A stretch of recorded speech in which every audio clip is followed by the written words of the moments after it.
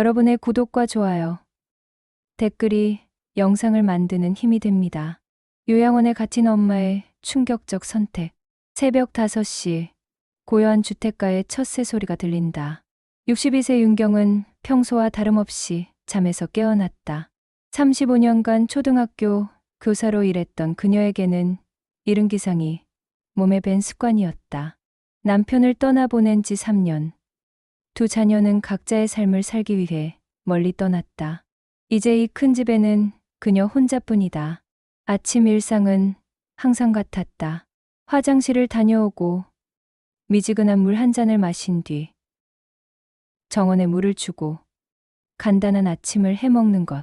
40년을 함께 산 이 집의 구석구석은 그녀에게 익숙했고 혼자여도 외롭지 않았다. 아니, 외롭지 않다고 스스로를 달래고 있었을지도 모른다.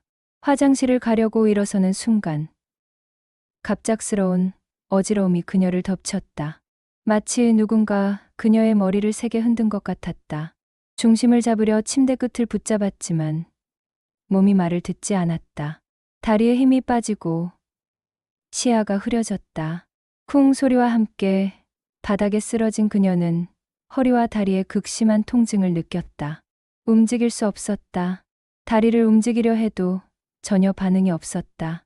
핸드폰은 침실 저편 탁자 위에 있었고 기어갈 수도 없었다. 도와주세요. 누구 없나요? 목소리를 높여 외쳤지만 빈집에는 메아리만 돌아왔다. 옆집과는 담장으로 막혀 있어 소리가 들릴 리 없었다. 시간이 흘렀다. 30분, 1시간, 2시간. 바닥은 차갑고 딱딱했다. 통증은 점점 심해졌고 목은 말라갔다. 화장실에 가고 싶었지만 참을 수밖에 없었다. 이렇게 죽는 건가 하는 생각이 스쳤다. 평소 산책을 나가던 시간인 오전 8시가 되어서야 옆집 이웃 김 아주머니가 대문 앞에 신문이 그대로 놓인 것을 이상하게 여겨 문을 두드렸다. 윤경 씨, 괜찮으세요? 신문이 그대로 있네요. 간신히 대답할 수 있었다. 도와주세요. 쓰러졌어요. 119가 도착했고 응급실로 실려간 윤경은 정신을 잃었다 깨었다를 반복했다. 산소 마스크 너머로 보이는 하얀 천장과 형광등, 불빛이 낯설고 무서웠다. 안녕하세요. 윤경입니다. 저는 지금 하얀병원 침대 위에 누워 있습니다. 나이가 들면서 이런 일이 올 수도 있다는 건 알고 있었어요. 텔레비전에서 혼자 사시던 어르신이 쓰러져서 며칠 만에 발견되었다는 뉴스를 볼 때마다 남일 같지 않다고 생각했거든요. 하지만 막상 제게 일어나니 무섭더군요. 더 무서운 건 만약 김 아주머니가 발견하지 못했다면 어떻게 되었을까 하는 생각입니다. 그 순간 저는 깨달았어요.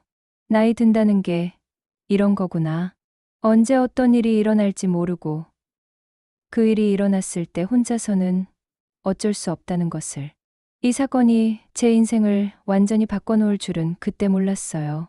단순한 낙상사고로 생각했거든요. 하지만 이것은 시작에 불과했습니다. 병원에서 받은 검사는 꼼꼼하고 철저했습니다. MRI, CT, 혈액검사, 인지능력 검사. 하루 종일 이런저런 검사실을 오가며 기다렸어요. 결과를 기다리는 시간이 가장 힘들었습니다. 혹시 뇌에 문제가 있는 건 아닐까? 치매는 아닐까 하는 두려움이 컸어요. 의사 선생님이 부르셨을 때 심장이 쿵쿵거렸어요. 검사 결과가 나왔습니다. 선생님의 표정이 심각했어요. 고관절 골절이 있고 수술이 필요합니다. 그리고 잠시 말을 멈추시더니 조심스럽게 말씀하셨어요. 경도인 지장에 초기로 진단됩니다. 아직 일상생활에 큰 지장은 없지만 혼자 계시기엔 위험할 수 있습니다. 그 말을 듣는 순간 머리가 하얗게 변하는 것 같았어요. 치매, 그 무서운 단어가 제 앞에 다가온 거예요. 치매인가요? 아직은 초기 단계입니다. 하지만 관리가 필요해요. 무엇보다 안전이 우선입니다. 의사의 말이 제 가슴을 후벼 팠어요. 소식을 들은 딸 지연이와 아들 준호가 부랴부랴 병원으로 달려왔습니다. 지연이는 울먹이며 제 손을 잡았고 준호는 의사에게 자세한 설명을 듣더군요. 오랜만에 본 자식들이지만 반가운 상황이 아니었어요. 병실에서 벌어진 그들의 대화를 들으며 저는 복잡한 심정이었습니다. 마치 제가 없는 것처럼 저에 대한 이야기를 나누고 있었거든요. 엄마 상태가 생각보다 심각해. 준호가 먼저 입을 열었어요. 혼자 두면 안 될 것 같은데. 엄마, 이제 혼자 사시면 안 돼요. 우리가 방법을 찾아야 해요. 지연이가 제 손을 꽉 잡으며 말했어요. 방법이 뭐가 있어? 요양원 보내는 게 제일 안전하다고. 준호의 목소리는 차가웠습니다. 마치 이미 결론을 내린 것 같았어요. 오빠, 엄마를 어떻게 요양원에? 내가 모실게요, 엄마. 지연이의 목소리가 떨렸어요. 너도 애들 키우느라 바쁜데 무슨 소리야? 현실적으로 생각해봐. 24시간 돌봐야 하는데 내가 어떻게 감당해? 요양원이 답이야. 그래도 엄마인데 시설에 보내는 게 옳은 일일까? 감정적으로 생각하지 마. 전문적인 돌봄을 받는 게 엄마한테도 좋아. 이 모든 대화에서 정작 제 의견은 묻지 않더군요. 마치 제가 이미 판단 능력을 잃은 사람 취급을 받는 것 같아 속이 상했어요. 저는 큰 소리로 말했습니다. 잠깐. 내일인데 왜 나한테는 안 물어봐? 나는 치매 환자가 아니야. 난 집에서 살 거야. 내 집에서. 순간 병실이 조용해졌어요. 아이들이 저를 바라보는 눈빛이 당황스럽다는 듯했어요. 엄마, 진정하세요. 지연이가 달래듯 말했어요. 진정하라고? 너희가 내 인생을 마음대로 결정하려고 하는데 어떻게 진정해? 목소리가 커졌어요. 하지만 아이들은 위험하다. 현실적이지 않다며 제 말을 무시했어요. 준호는 심지어 엄마 상태로는 혼자 살 수 없다고 단정 지었어요. 그날 밤 저는 천장을 바라보며 생각했습니다. 언제부터 제가 결정권을 잃게 된 걸까요? 나이 든다는 건 이런 것일까요? 집에서 살기, 방문 요양 받기, 요양원 가기. 세 가지 선택지가 저를 기다리고 있었어요. 하지만 정말 제가 선택할 수 있는 건지 의문이었습니다. 벌써부터 저는 가족들에게 짐이 된 기분이었어요. 제 목소리는 점점 작아지고 아이들의 목소리는 점점 커지는 것 같았어요. 이것이 바로 나이 드는 일의 시작이었습니다. 결국 3일간의 가족회의 끝에 요양원 입소가 결정되었습니다. 제가 아무리 반대하고 울며 매달려도 안전이 우선이라는 말만 돌아왔어요. 준호는 최고급 요양원으로 알아봤다. 전문 의료진이 24시간 상주한다고 했지만 저에게는 감옥으로 가는 기분이었습니다. 엄마, 일단 몸부터 회복하세요. 나중에 괜찮아지면 다시 생각해 보자고요. 지연이는 울면서 말했지만 저는 알고 있었어요. 한 번 들어가면 나올 수 없다는 것을. 수술 후 2주가 지나고 드디어 요양원으로 이송되는 날이었습니다. 앰뷸런스가 아닌 일반 차량이었지만 저에게는 연구차 같았어요. 차창 밖으로 보이는 익숙한 풍경들이 하나씩 사라져갔어요. 제 동네, 제가 다니던 마트, 제가 산책하던 공원. 모든 것이 안녕이었어요. 요양원에 들어선 첫날의 충격은 지금도 잊을 수 없어요. 대문을 들어서자마자 코를 찌르는 소독약 냄새. 복도에는 휠체어를 탄 어르신들이 멍하니 앉아 계셨어요. 어떤 분은 혼잣말을 중얼거리고 어떤 분은 그냥 허공을 바라보고 계셨어요. 어르신, 여기 침대가 당신 자리예요. 간병사의 목소리는 기계적이었어요. 친절하지도 불친절하지도 않은 그냥 업무를 처리하는 목소리였어요. 4인실 병실에는 침대 4개가 나란히 놓여 있었고 각 침대 옆에는 작은 서랍 하나뿐이었어요. 그게 제 개인 공간의 전부였습니다. 식사 시간은 7시, 12시, 6시이고 간식은 오후 3시예요. 호출벨은 응급 상황에만 누르시고 화장실은 도움이 필요하면 미리 말씀하세요. 규칙들이 쏟아졌어요. 제가 60년 넘게 살아온 방식은 무시당했어요. 첫날 밤이 가장 힘들었어요. 오전 6시 기상벨이 울리고 7시에 아침 식사, 오전 10시에 레크리에이션, 오후 2시에 낮잠 시간. 모든 것이 정해진 시간표대로 움직였어요. 제가 평생 지켜온 제 나름의 리듬은 완전히 무시당했습니다. 저는 원래 밤늦게 자고 늦게 일어나는 편이었어요. 새벽에 일어나서 정원에 물을 주고 좋아하는 음악을 들으며 천천히 하루를 시작하는 게 좋았거든요. 하지만 여기서는 불가능했어요. 6시에 강제로 깨워지고 세수도 정해진 시간에, 식사도 정해진 시간에 해야 했어요. 화장실도 혼자 갈 수 없었어요. 호출벨을 누르고 기다려야 했는데 조금만 기다리세요라는 말과 함께 10분, 20분씩 기다리게 하는 일이 다반사였어요. 급하다고 해도 순서대로 도와드릴게요라는 대답만 돌아왔어요. 어른이 된 후 처음으로 참지 못해서 속옷을 적신 날, 저는 울었어요. 같은 방을 쓰는 할머니들은 대부분 말이 없으셨어요. 치매가 있으신 분, 중풍으로 말을 못하시는 분, 우울증으로 침묵하시는 분. 저는 아직 대화가 가능한데 이런 분들과 함께 지내야 한다는 현실이 받아들여지지 않았어요. 이곳은 살아가는 곳이 아니라 버티는 곳이구나. 이 생각이 머릿속을 떠나지 않았습니다. 저는 아직 죽지 않았는데 이미 죽은 사람 취급을 받고 있는 느낌이었어요. 밤마다 집이 그리워서 울었습니다. 제 정원의 장미꽃들은 누가 돌보고 있을까요? 제가 아끼던 화분들은 말라 죽었을까요? 그런 생각들이 저를 더욱 괴롭혔어요. 요양원에서 한 달쯤 지나면서 조금씩 다른 어르신들과 대화를 나누게 되었습니다. 처음에는 모두가 조용하고 무표정해 보였는데 알고 보니 각자 깊은 사연들을 가지고 계셨어요. 제 옆 침대의 박 할머니는 치매 초기라고 했는데 가끔 정신이 맑을 때가 있으셨어요. 그럴 때면 당신의 이야기를 들려주시곤 했어요. 처음에는 단편적인 이야기였는데 시간이 지나면서 충격적인 진실이 드러났어요. 나는 재벌가 며느리였어. S그룹 창업자의 장남 며느리로 40년을 살았지. 박 할머니의 목소리에는 옛날의 품위가 남아 있었어요. 큰 집에서 하인들과 함께 살고 고급 승용차를 타고 다녔어. 자식들도 다 외국에서 공부시키고. 그런데 어느 날부터 이상한 일들이 벌어지기 시작했대요. 물건을 어디 뒀는지 기억이 안 나고 며느리 이름이 헷갈리더라고. 처음에는 나이가 들어서 그런가 보다 했는데 가족들이 할머니를 병원에 데려갔고 치매 진단을 받으셨대요. 그 순간부터 내 인생이 끝났어. 아들도 며느리도 손자들도 모두 달라졌지. 치매 진단 받자마자 여기로 보내버리더라고. 박 할머니의 눈에는 원망과 슬픔이 가득했어요. 내 재산은 다 아들 며느리가 가져갔어.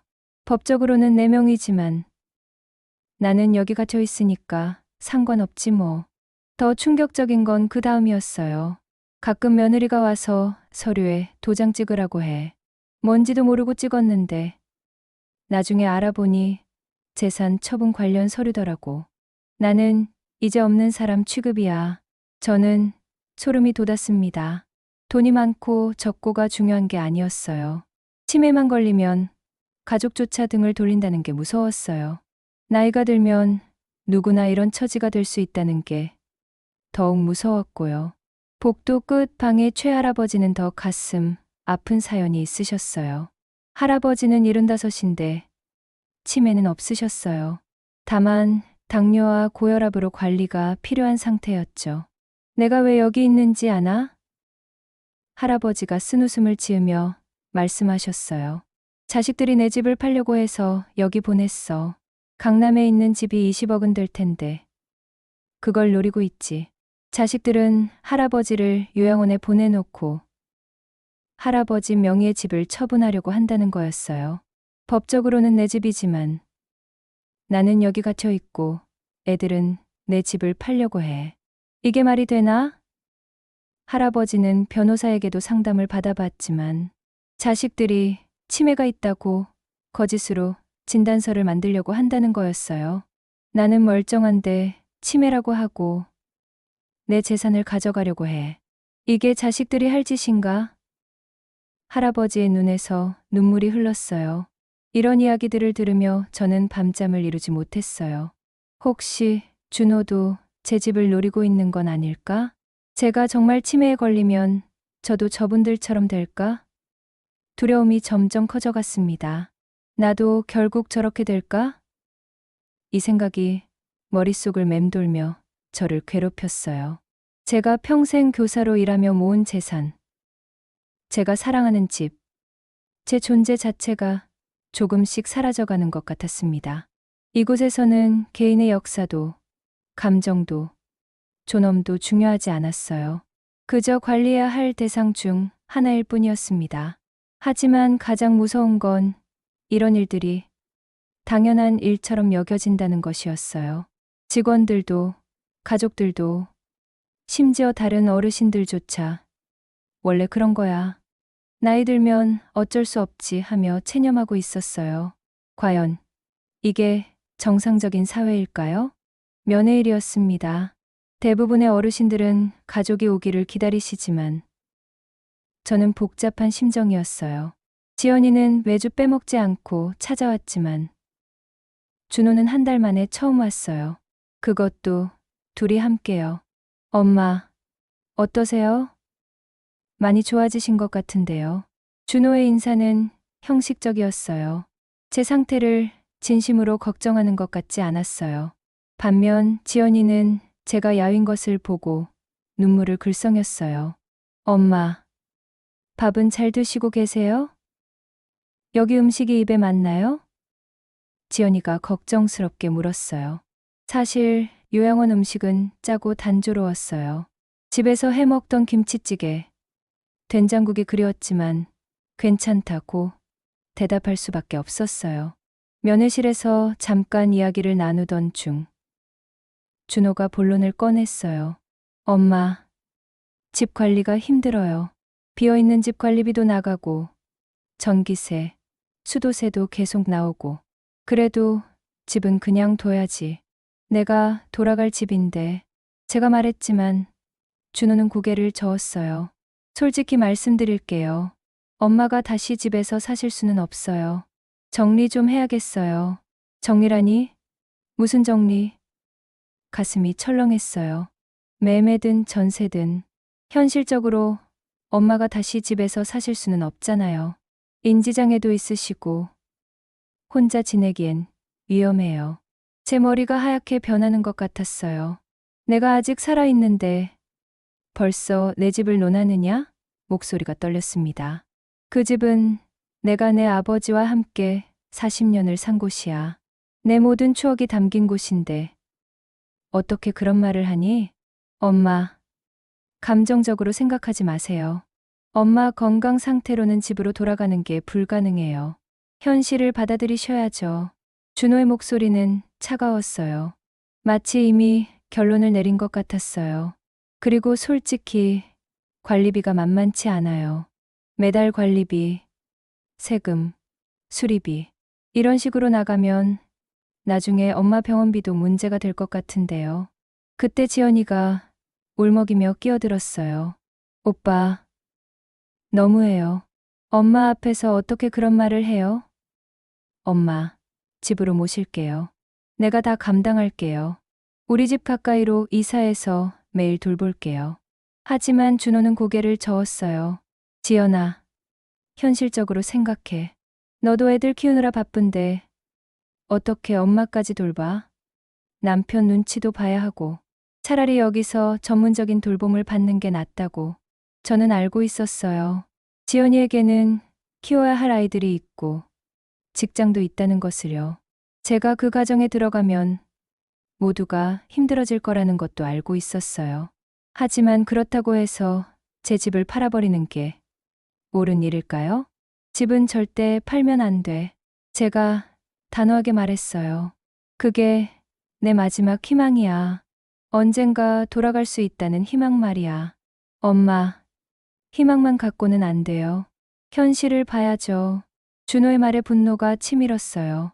그날 밤, 저는 처음으로 이곳에서 절망했어요. 가족이라는 이름으로 제 선택권을 빼앗고, 제 재산을 탐내고, 저를 짐 취급하는 현실. 이게 나이 드는 사람이 겪어야 할 일일까요? 저는 아직 죽지 않았는데, 왜 이미 죽은 사람 취급을 받아야 할까요?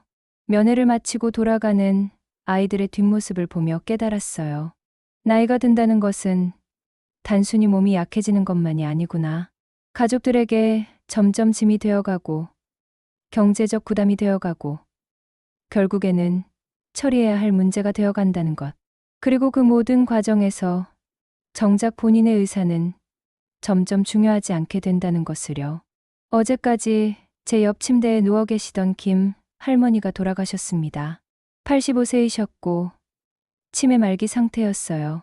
새벽 3시경에 조용히 숨을 거두셨는데 아무도 슬퍼하지 않았어요. 당직 간병사는 또 하나 비었네라며 사무적으로 체크리스트를 확인했고 시체는 새벽에 조용히 나갔어요. 아침이 되자 가족들이 왔어요. 아들과 며느리, 그리고 손자 1명. 하지만 그들은 슬퍼하기보다는 짐을 정리하느라 바빴어요. 어머니 물건들 정리해야겠네. 장례식장 예약은 했어? 보험 처리는 어떻게 하지? 이런 말들만 들렸어요. 김 할머니의 개인 물품은 검은 비닐봉지 2개에 다 들어갔어요. 평생을 살아온 흔적이 그게 전부였어요.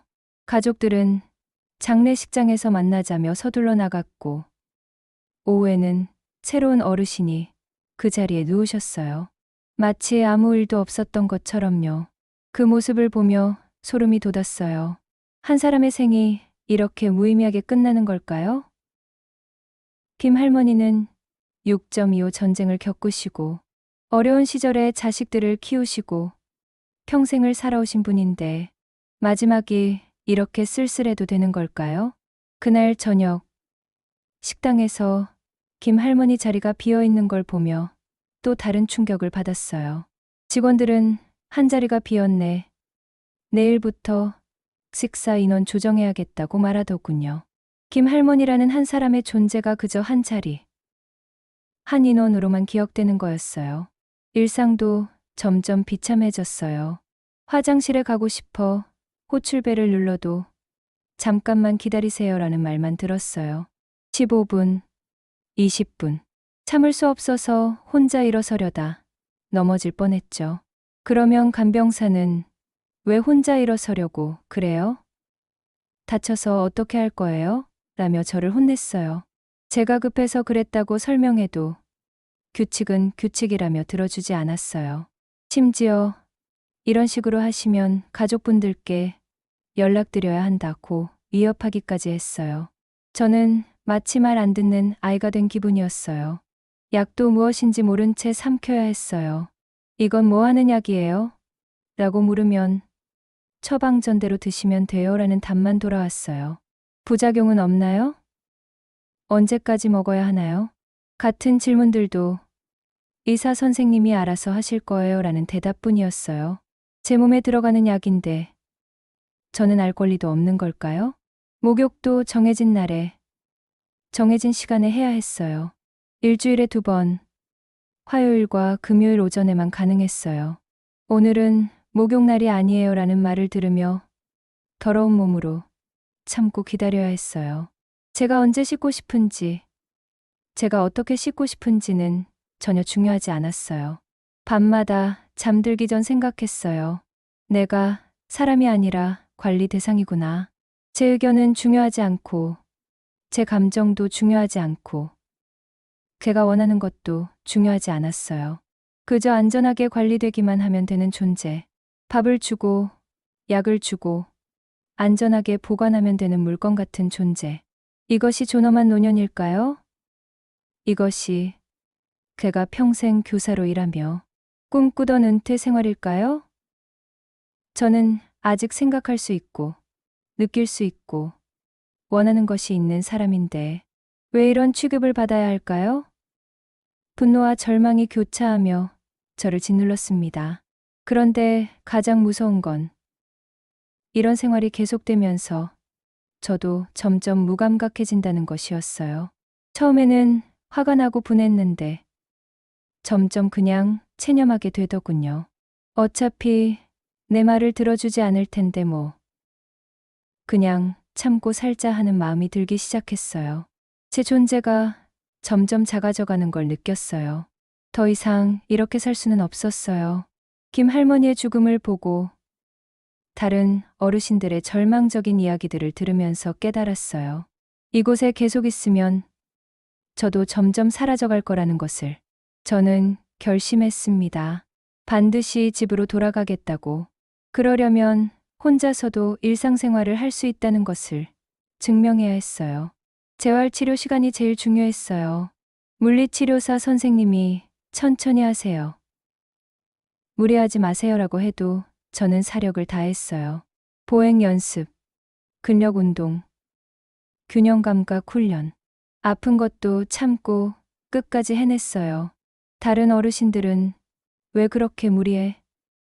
나이가 몇인데 그렇게 열심히 해 하셨지만 저에게는 절실했거든요. 이것이 제가 이곳을 벗어날 수 있는 유일한 방법이었으니까요. 재활치료 시간 외에도 혼자 연습했어요. 밤에 모두가 잠든 사이 복도를 천천히 걸어보곤 했어요. 처음에는 벽을 짚고 10걸음도 힘들었지만 매일매일 조금씩 늘려갔어요. 20걸음, 50걸음, 100걸음. 어느 날 밤 간병사에게 걸렸을 때는 정말 무서웠어요. 어르신, 위험해요. 넘어지시면 어떻게 하려고 그러세요? 하지만 저는 설명했어요. 연습하고 있어요. 빨리 나아야 집에 갈 수 있으니까요. 한 달이 지나자 보조기구 없이도 혼자 걸을 수 있게 되었어요. 2달이 지나자 계단도 오르내릴 수 있게 되었고요. 물리치료사 선생님도 놀라워하셨어요.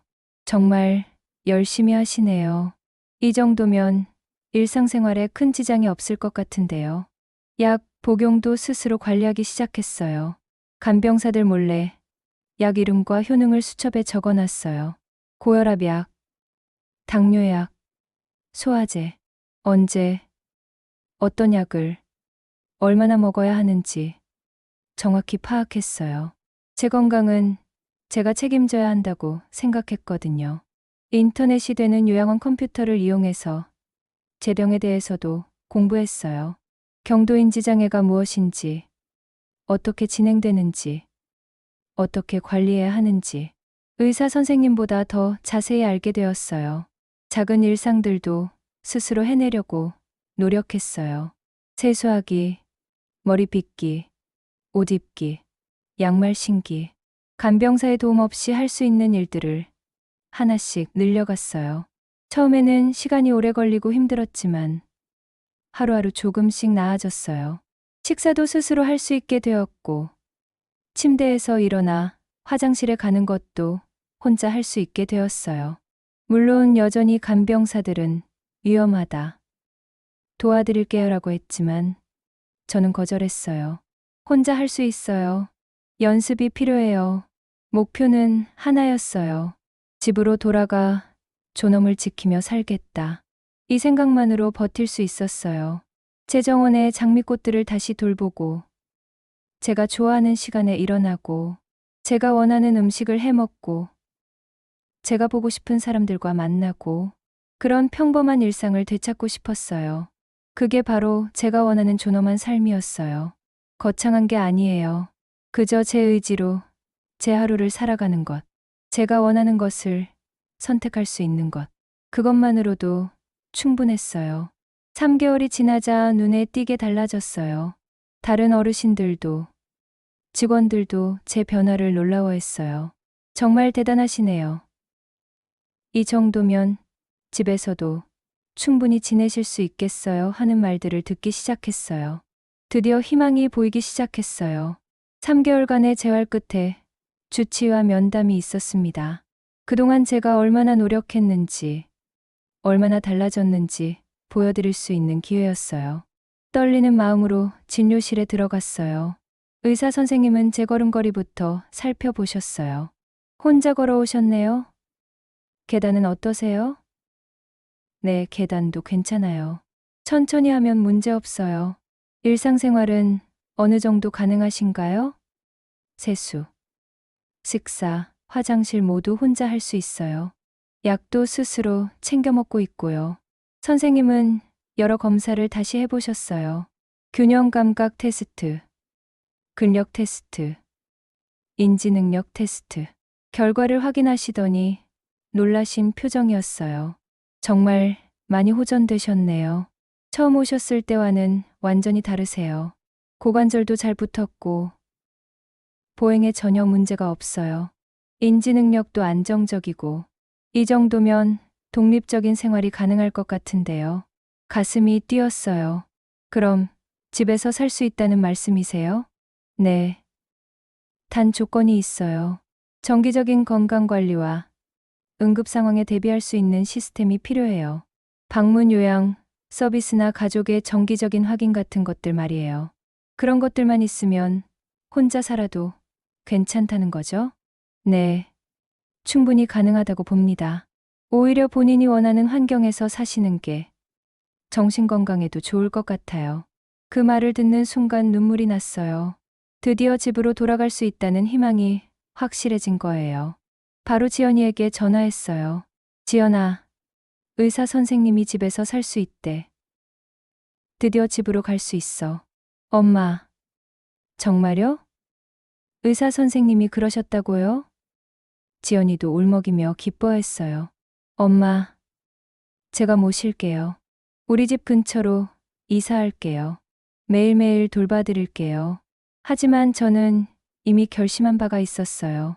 아니야, 지연아. 나는 내 집으로 돌아갈 거야. 방문 요양 서비스를 받으면서 내 집에서 살 거야. 내가 너무 희생할 필요는 없어.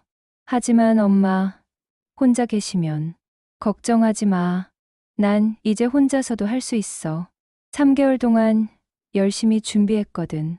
그리고 정말 필요할 때는 도움을 요청할 거야. 하지만 내 집에서 내 방식대로 살고 싶어. 준호에게도 연락했어요. 예상대로 반대했어요. 엄마, 위험해요. 다시 쓰러지면 어떻게 해요? 여기서 전문적인 돌봄을 받는 게 안전하다고요. 준호야, 안전만이 전부가 아니야.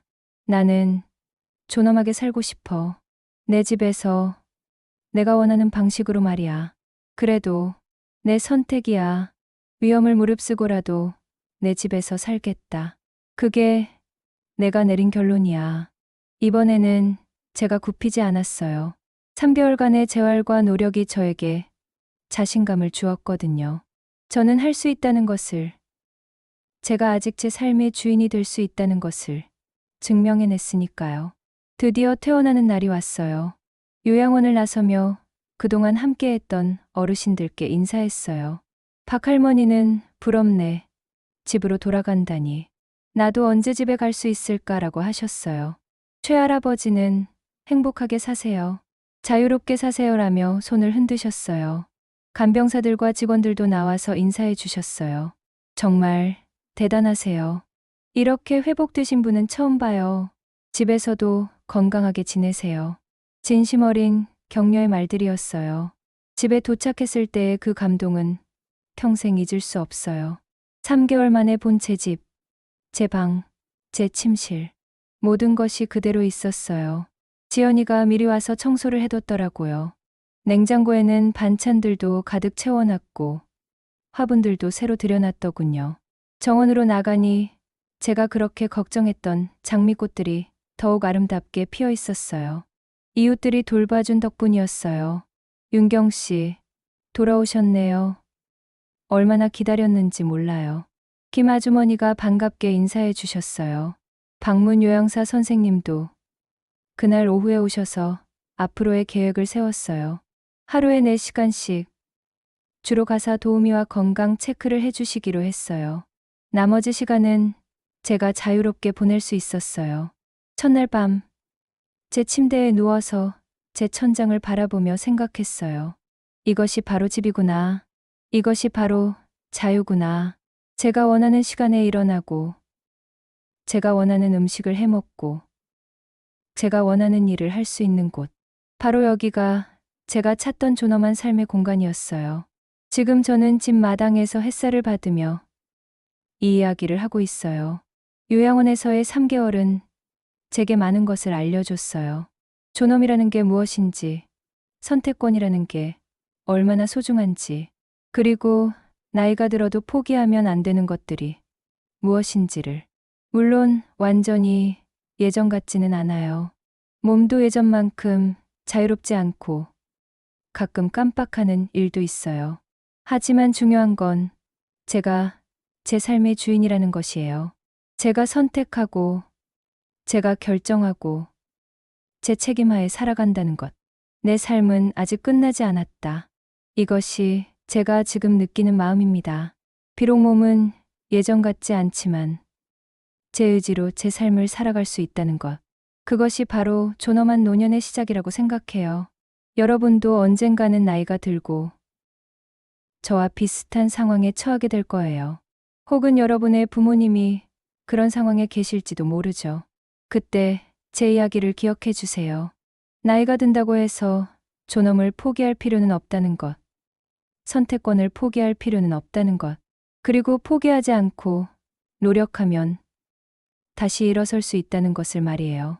고령화 시대, 우리 모두가 맞이하게 될 미래입니다. 하지만 두려워할 필요는 없어요. 준비하고 노력하고 서로 도우면 존엄하게 나이 들 수 있어요. 제가 그것을 증명했으니까요. 여러분도 할 수 있을 거예요. 제 이야기가 조금이라도 도움이 되었으면 좋겠습니다. 감사합니다.